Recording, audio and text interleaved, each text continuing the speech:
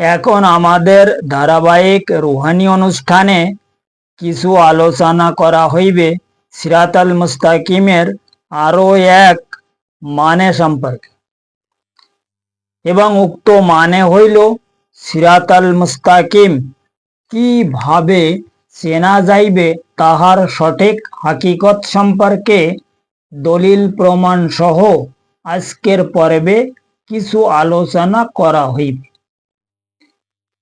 কারণ উক্ত মহাকঠিন হাকিকি বিষয়কে যদি প্রত্যেক মানব গোষ্ঠী সঠিক রুহানি হিসাব অনুযায়ী উপলব্ধি করিতে সক্ষম হয়, তবে বর্তমান জামানার প্রত্যেক মানব গোষ্ঠী উক্ত সিরাতাল মুস্তাকিমের হাকিকত সম্পর্কে আরো এলেম অর্জন করিতে অবশ্যই সক্ষম হাসিল করিবে ইনশাআল্লাহ তাআলা।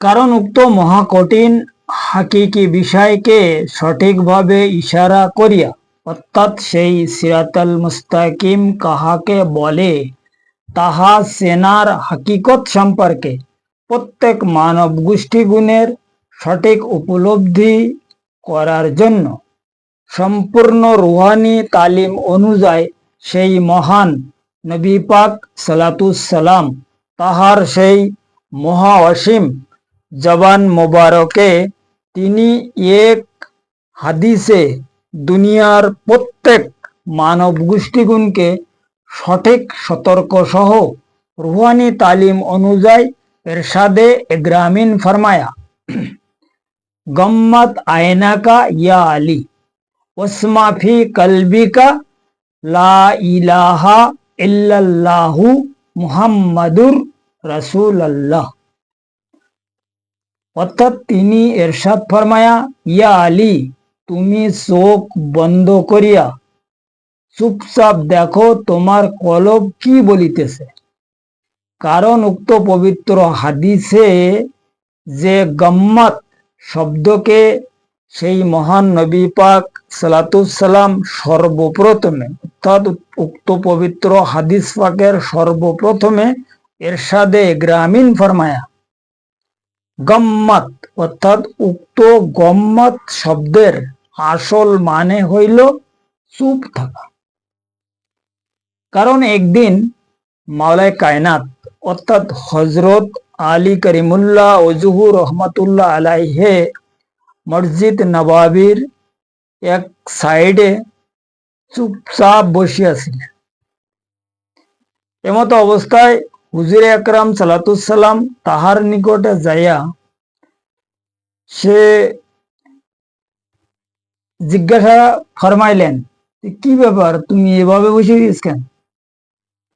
তো মাওলা কায়নাত জবাব ফরমায়া যে আমি দেখলাম আপনি আমার মধ্যে বসিয়া রয়েছে। তো সরকারে দো আলম ওই সময় এই হাদিসকে ইরশাদ ফরমায়, গম্মত আয়নাকা ইয়া আলী, তুমি চোখ বন্ধ করিয়া তোমার আয়নায় দেখো যে তোমার কলব কি বলিতেছে। তুমি যাকে দেখিয়াছো ও আমি না, ও তোমার কলব। কারণ কলব যে সময় সবাল হয়ে যায় তখন রবের সুরতে আসে, অর্থাৎ মুর্শিদের সুরতে আসে। কথা বুঝা গেছে? কলব যখন সবাল হয়ে যায় এই সিনার মধ্যে, তখন ওই কলবের সুরত হয়ে যায় মুর্শিদের সুরত। তাই মাওলায় কায়নাত ওই কায়নাতের কলব যে সময় সবাল হইয়াছিল, উনি তখন হুজুর পাককে সবসময় ওনার মধ্যে উপস্থিত দেখতেন।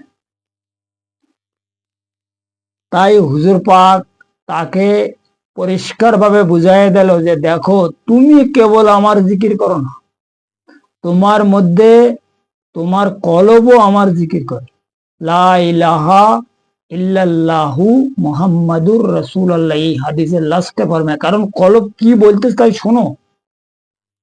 ওয়াসমা ফি কলবিকা, মানে তোমার কলব কি পড়তেছে, কি বলতেছে তাই তুমি শোনো, এবং চুপচাপ শোনো, কারোর সঙ্গে বলবো না কথা।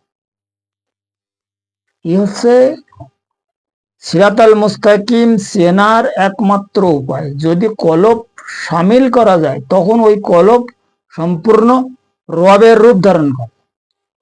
আর তরিকাপন্থী যে ব্যক্তি, যারা তরিকাত জগতের সুফি সম্প্রদায়ের ব্যক্তি, এদের রব হইল তাদের মুর্শিদ।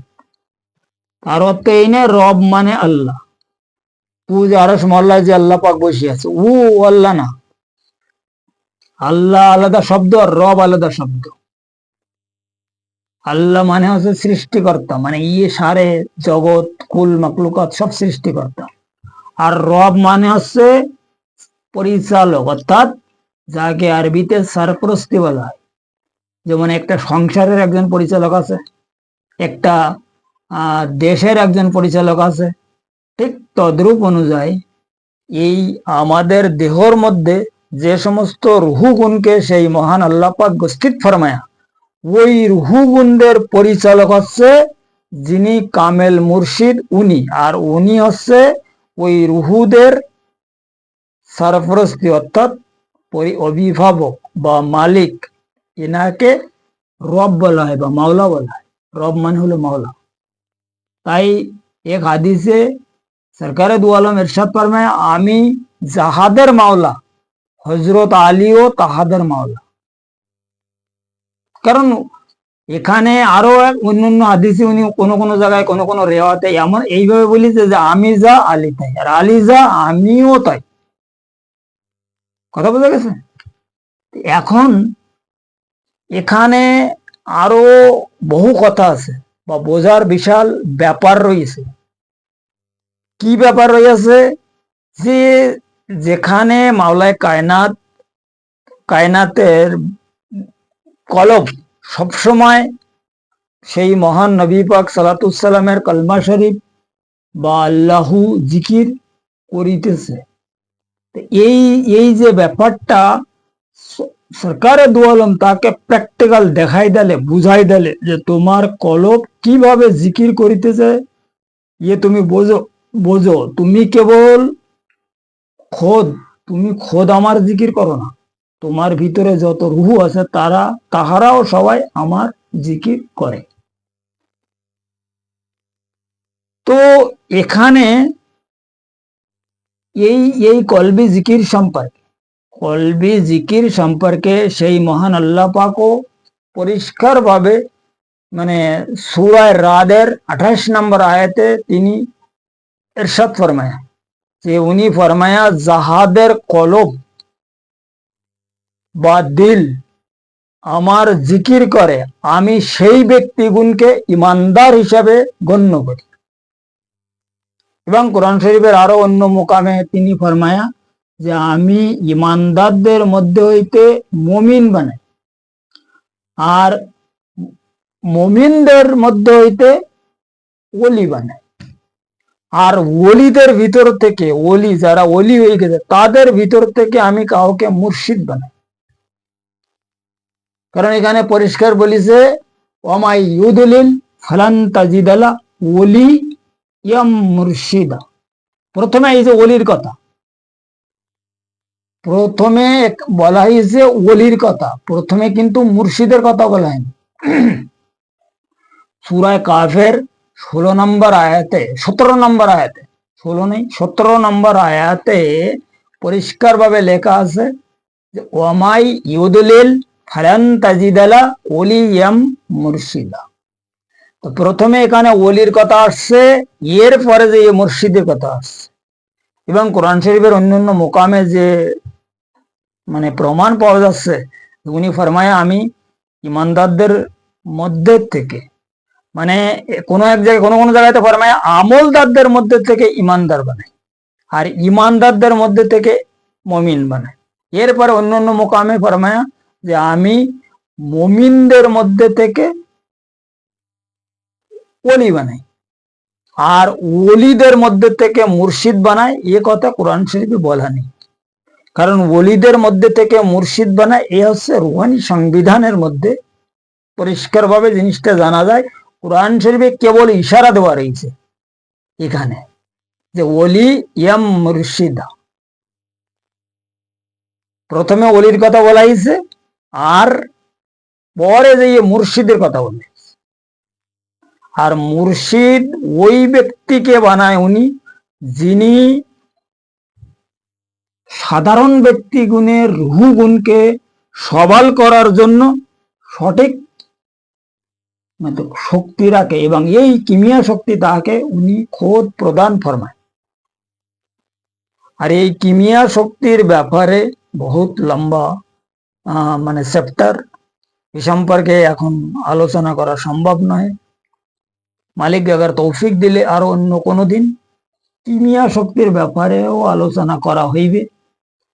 তবে এই যে মুর্শিদ বানাবার যে হিসাব কিতাব, এখানে যখন আল্লাহ পাক কাউকে মুর্শিদ বানায় তখন হুজুর পাকের সামনে এই যে চারজন আরো মুরসালিন নবী আছে, এনাদের সবাইকে হাজির করার পরে এই বাকি চারজন মুরসালিন হুজুর পাক ছাড়া এই চারজন মুরসালিনকে বলে যে এরে আমি মুর্শিদ বানাচ্ছি, এর কোনো কাজে কোনো অসুবিধা রুহানি জগতে হেদায়েতের ব্যাপারে কোনো অসুবিধা হলে আপনারা এর সহযোগিতা করবো। ওরা বলে ঠিক আছে, মঞ্জুর হয়। আর হুজুর পাকের বলে যে ইয়া রাসূলুল্লাহ, আপনি কুল্লি তৌর পর এই ব্যক্তির মুর্শিদ আওয়াল টু আখের, একদম প্রথম থেকে লাস্ট পর্যন্ত আপনি হচ্ছেন এর মুর্শিদ। কথা বোঝা গেছে?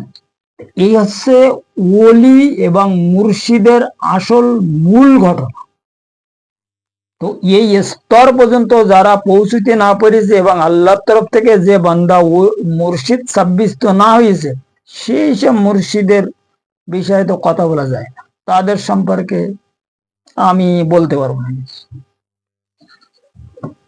কারণ দুনিয়ায় তো বহুত মুর্শিদ দেখা যাচ্ছে, কিন্তু আসলে এখানে বিশাল বড় লম্বা কথা রয়েছে, যেসব কথা আমি বলতে চাচ্ছি না বা আমি কারোর গিবাদ করতে চাচ্ছি না। ও তারা যে যা করতেছে সেটা দেখা, কারণ এখানে পরিষ্কার হুজুর আকরাম সালাতুসালাম এক হাদিসে এরশাদে গ্রামীণ ফরমায়, মান আরাফা নফসাহু ফাকাদ আরাফা রব্বাহু। কি বলেছে? যে ব্যক্তি তাহার নফসকে চিনিয়াছে সেই ব্যক্তি তাহার রবকে চিনিয়াছে। এখন নফস আর রব, নফস আর রব, রব মানে খোদা না হে। এখানে বিশাল বড় এক প্রবলেম রয়েছে। প্রবলেম হচ্ছে কি, এই যে হাদিস মান আরাফা নফসাহু ফাকাদ আরাফা রব্বাহু, এখানে অধিকাংশ ব্যক্তি এই হাদিসের তাফসীর করতেছে যে ব্যক্তি তাহার নফসকে চিনিয়াছে সে তার সৃষ্টিকর্তাকে চিনিয়াছে। সৃষ্টিকর্তা মানে কেটা? আল্লাহ পাক। তো এখানে আসলে কিন্তু এই নফসের সঙ্গে আল্লাহ থাকে না, নফসের সঙ্গে থাকে রব। কারণ আল্লাহর আর নফসের কি সম্পর্ক? নফসকে কন্ট্রোল করার জন্য, নফসকে হেদায়েত করার জন্য এখানে মুর্শিদ পাঠা বানাইতেছে না উনি, তো ওনার থাকার কি দরকার? যতক্ষণ পর্যন্ত এই নফসের বিষয় মানুষ ফুলফিল অবগত না হবে যে নফস আসলে কি, নফস কিভাবে মানব দেহের মধ্যে কোন কোন স্থানে কিভাবে আক্রমণ করতেছে, কিভাবে নফসের হিসাব কিতাব, নফসের নাম ধাম রূপ ইত্যাদি ইত্যাদি, এইসব যতক্ষণ পর্যন্ত মানুষ রুহানিয়াত উপলব্ধি না করতে পারবে ততক্ষণ পর্যন্ত কোনো ব্যক্তি নফসের তাজকিয়া করতে কোনো মতে সক্ষম নয়। যতক্ষণ পর্যন্ত নফসের তাজকিয়া না হবে তো কলবের তাসফিয়া হবে না, আর কলবের তাসফিয়া না হওয়া পর্যন্ত হক্কুল ইয়াকিন আসবে না, আর হক্কুল ইয়াকিন না আসা পর্যন্ত কোনো ব্যক্তি মুমিন হতে পারবে না। মুর্শিদ তো বহুত দূরের কথা, মুমিন হওয়া তো বড় মুশকিলজনক ব্যাপার। যদি কোনো ব্যক্তি মোকাম্মেল মুমিন হয়ে যায় তো বহুত ব্যাপার। মোকাম্মেল মুমিনরাও মুর্শিদের স্তর পেয়েছে, তবে মুর্শিদ এক প্রকারের না। যারা মোকাম্মেল মুমিন তারাও মুর্শিদের মোকাম পেয়েছে বা তারাও মুর্শিদ হয়েছে।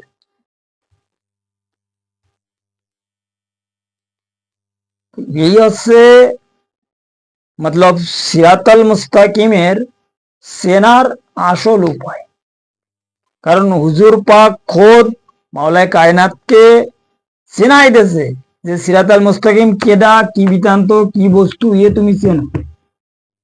আর চেনার পরে উনি এই হাদিস ফরমায়া, গম্মাত আয়নাকা ইয়া আলী উসমা ফি কলবিকা লা ইলাহা ইল্লাল্লাহু মুহাম্মাদুর রাসূলুল্লাহ। কারণ যখন এই কলমা শরীফ মোকাম্মেল তোর পর জিকিরে পরিণত হয়ে যায় তখন আর লা ইলাহা ইল্লাল্লাহু থাকে না। তখন সিরিফ না মোহাম্মদুর রাসূলুল্লাহ থাকে। দুনো নাম মিলে ইসমে আজমে পরিণত হয়ে যায়। কি হয়? আল্লাহু আল্লাহু। এই শ্বাসের সঙ্গে একসাথে একটার সাথে আল্লাহ আর একটার সাথে হু। এই আল্লাহু যখন মিলানো যাবে তখনই আল্লাহ পাকের মতলব মুমিন বান্দা বা দিদারে এলাহির সম্পর্কে কিছু আশা করা যাবে। কারণ মুমিন না হওয়া পর্যন্ত কোনো ব্যক্তি দিদারের আশা করতে পারে না। তো যে ব্যক্তি মুমিন হতে পেরেছে আল্লাহ তার জন্য আলাদাভাবে ব্যবস্থা করে।